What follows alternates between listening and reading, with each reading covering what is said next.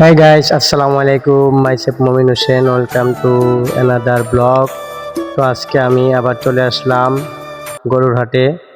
তো এখান থেকে আমি আবার গরুর হাটে যাচ্ছি আপনাদের জন্য ভিডিও বানানোর জন্য, আপনাদেরকে দেখানোর জন্য যে কি পরিমাণে গরু এই কলোনি বাজারে গরুর হাটে উঠেছে। তো আমি এখন রাস্তা দিয়ে হেঁটে যাচ্ছি। তো একটু সামনে দেখবেন, দেখুন আমি কিন্তু রাত্রেবেলা আসছি, কদিন কিন্তু দিনের বেলা আপনাদের জন্য ভিডিও বানিয়েছি। তো এখন কিন্তু আমি রাতের বেলা আসছি, যে দেখুন আমার ছেলে আর মেয়ে যাচ্ছে। তো আমি কিন্তু রাত্রেবেলা আপনাদের জন্য ভিডিও বানাতে চলে আসছি। তো আপনারাও চলে আসবেন, এই যে গরুর হাটটা আছে এই গরুর হাটে চলে আসবেন। এখানে কিন্তু প্রচুর পরিমাণে ছোট গরু, বড় গরু, মাঝারি গরু, প্রচুর পরিমাণে গরু পাওয়া যায়। তো আপনারা অবশ্যই এখানে চলে আসবেন।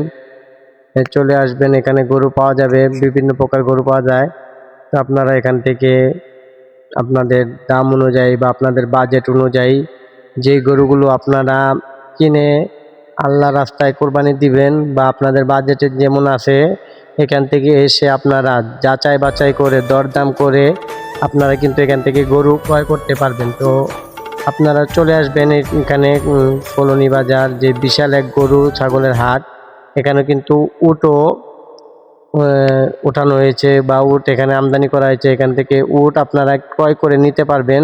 এই যে আমার বাম পাশে দেখুন, এখানে কিন্তু প্রচুর পরিমাণে গরু দেখা যাচ্ছে রাস্তার উপরে, আর সামনে কিন্তু মাঠ আছে, মাঠের ভিতরে কিন্তু আরো প্রচুর পরিমাণে গরু আছে। তো এখানে সম্ভবত একটা গরু আছে বা দামাদামি করতেছে। তো আমরা চলুন এখন দেখি এখানে কি কি গরু সাইজের গরু বা কি রকম গরু আছে। তো আমরা এখান থেকে এই যে দেখুন আমরা এদিকে যাচ্ছি, এই যে দেখুন এখানে প্রচুর পরিমাণে গরু আছে।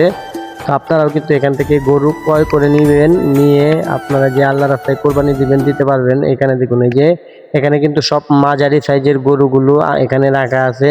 তো কিন্তু ব্যাপারে কিন্তু এবার একটু দাম বেশি চাচ্ছে।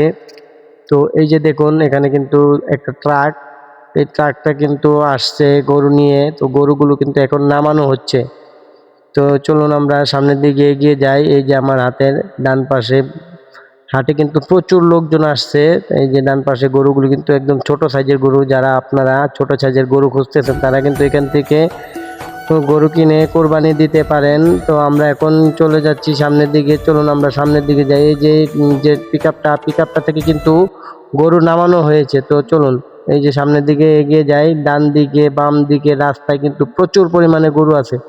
তা আপনারা অবশ্যই গরুগুলো কিনবেন এবং এসে যাচাই বাছাই করে যে ব্যাপারী আছে তাদের সাথে দরদাম করে আপনারা এখান থেকে গরু ক্রয় করে নিয়ে যাবেন, নিয়ে আল্লাহ রাস্তায় কোরবানি দিবেন।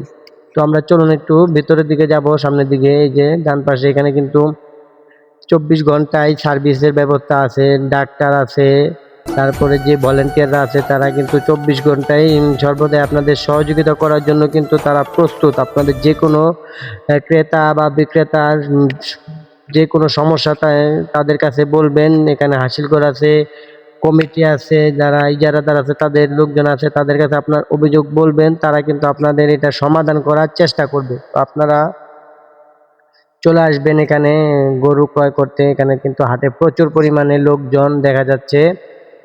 তো আমরাও চলে আসলাম হাটে গরু দেখতে বা গরু ক্রয় করতে, দাম দর করতে। তো এই যে দেখুন এখানে কিন্তু হাসিলঘর, এই হাসিলঘরটা কিন্তু যে ইজারাদার, তার নাম হচ্ছে আমিনুল ইসলাম। তিনি কিন্তু এই যে কলোনি বাজার গরুর হাটটা আছে তিনি কিন্তু এই গরুর হাটটা ডাক এনেছেন।